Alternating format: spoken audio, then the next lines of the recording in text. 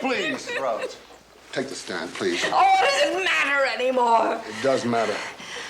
Your daughter didn't intend for her lover to be accused of a murder. Roberta had so many people taking from her. I was one of them, I guess. But we were afraid that the outcry would ruin her career and she'd lose everything. I would lose everything. She'd spoken to me about her anguish over this situation, and I was no comfort to her. Oh, Dr. Quincy, this is very difficult for me. I understand. Later that night, I just settled down to have a drink, and I heard the mirror shatter.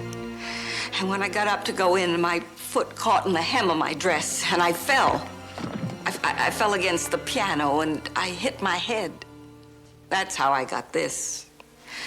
And I was knocked out. And then when I came to, I went in, and it was too late. It was way too late. And then I saw the pill bottle on the nightstand. I was absolutely in shock. I took the pill bottle. And the telephone? Yes, I wiped that off. I didn't want to be a poor old woman living in a boarding house somewhere alone. I didn't want to be poor. Lieutenant, in the light of the change in Mrs. Rhodes' testimony, does the police department wish to withdraw its objection to Dr. Quincy's verdict of suicide? The police department will support that verdict. Coroner's office won't. What? I don't believe that a declaration of suicide answers away the behavior that I saw and heard of today. No. I heard of abuses today so cold, so vicious, so unrelenting that they drove a woman away from that most precious of all possessions, her life. No. There is no word that explains that measure of anguish that drove her to her death. Ladies and gentlemen, let us take a moment and do an accounting of abuses. Let us do an accounting of 23 scathing articles by Mr. Paul Reardon of The Outcry. 23 weeks of unrelenting abuse, punctuated only by heaven knows how many threatening phone calls. 23 weeks of reporters violating her life and her privacy. And why? Why?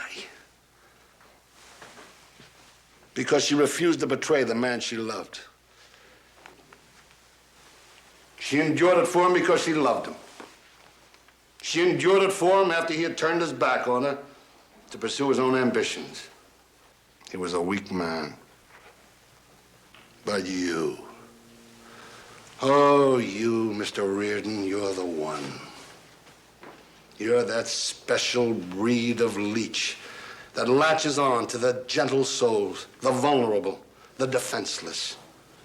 You chipped away and chipped away at a fellow human being that had never done one iota of harm to you, who could turn to no one for help. And why? You're a sick man, Mr. Reardon, and evil. You drove her to her death just as sure as if you had plunged a knife into her heart, and it was premeditated. 23 weeks of premeditated murder. And if there is a God in his heaven, he certainly knows what you have done. And his justice is a lot better than ours.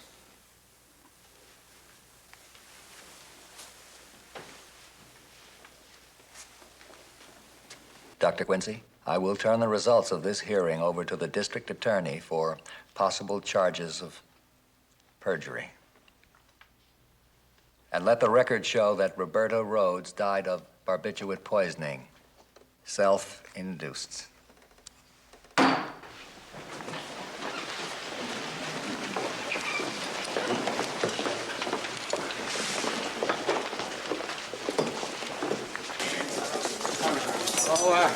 Congressman Sinclair. Congressman, what happened?